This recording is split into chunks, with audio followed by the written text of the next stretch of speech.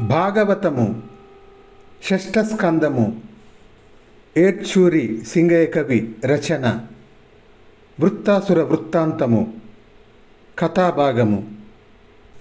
శ్రీమన్నారాయణుడి ఆదేశానుసారం దేవతలు అశ్విని దేవతలను ముందు ఉంచుకొని దద్దీచి మహర్షిని దర్శించి ఈ విధంగా అర్థించారు.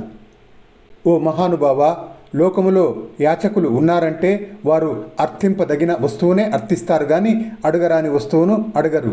ఇప్పుడు మేము అడుగరాని దానిని నీ దేహాన్ని మాకు ఇవ్వమని అడుగుతున్నాము, బ్రతిమాలుతున్నాము. నిజానికి దాతల ముందు చేతులు చాచే యాచకులకు దయ దాక్షిణ్యాలు ఉండవు, యుక్తాయుక్త వివేకం ఉండనే ఉండదు. స్వామి, అవసరం కొద్దీ అడుగ వచ్చినవాడు అడగరాని వస్తువునైనా అడిగి తీరుతాడు, ఇచ్చేదాత ఇయ్యరాని వస్తువునైనా ఇచ్చి తీరుతాడు. ఆశపడి ఎవరైనా అర్థిస్తే ప్రాణాలైనా దాచుకోకుండా ఇచ్చేస్తాడు అంటూ దేవతలు తమ పనులు నెరవేర్చుకోవాలనే భావంతో దద్దీచి మహర్షిని ప్రార్థించగా, దద్దీచి మందహాస వదనార విందుడై దేవతలను చూసి ఇలా అన్నాడు: దేవతలారా, ఈ నా శరీరం ఎప్పుడైనా నేను విడిచిపెట్టవలసిందే.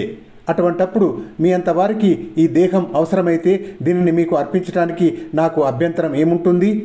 అశాశ్వతమైన ఈ నా శరీరం వల్ల శాశ్వతమైన యశస్సు పుణ్యము సంప్రాప్తిస్తుంటే అంతకంటే కావలసింది ఏముంది? కష్టాలు ప్రాప్తించినప్పుడు ఈ దేహం దుఃఖపడుతున్నది, సుఖాలు సంభవించినప్పుడు ఈ దేహం సంతోషిస్తున్నది. దీనికి స్వతంత్రత అంటూ లేదు. ఇటువంటి కష్టాలకు కాపురమై దైన్యాలకు నిలయమైన ఈ దేహం కాకులకు, గద్దలకు, కుక్కలకు, నక్కలకు గురి కాకుండా మీ వంటి వారికి ఉపకరించటం ఎంత ఉత్తమమైన సంగతి!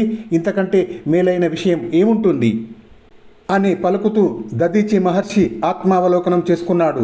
సమస్త బంధాలు తెంపుకున్నాడు. మనస్సు, బుద్ధి, ఇంద్రియములతో కూడిన జీవుణ్ణి భగవంతునిలో ఐక్యం చేశాడు. యోగ మార్గం ద్వారా శరీరాన్ని పరిత్యజించాడు. అనంతరం విశ్వకర్మ దద్దీచి మహర్షి ఎముకలతో 100 అంచులతో ప్రకాశించే పదునైన వజ్రాయుధాన్ని తయారు చేశాడు. దేవేంద్రుడు ఆ వజ్రాయుధాన్ని ధరించి దివ్య తేజో విరాజితుడై ఐరావతాన్ని అధిరోహించి యుద్ధానికి బయలుదేరాడు దేవతలతో కలిసి వృత్తాసురుడి మీదికి. అంతటా వృత్తాసురుడు తన శత్రువులైన దేవతలు తనపై దండెత్తి వస్తున్నారని తెలుసుకొని రోష భాషణాలతో దూషిస్తూ ప్రళయకాల యముని వలె భయంకరాకారంతో బయలుదేరాడు.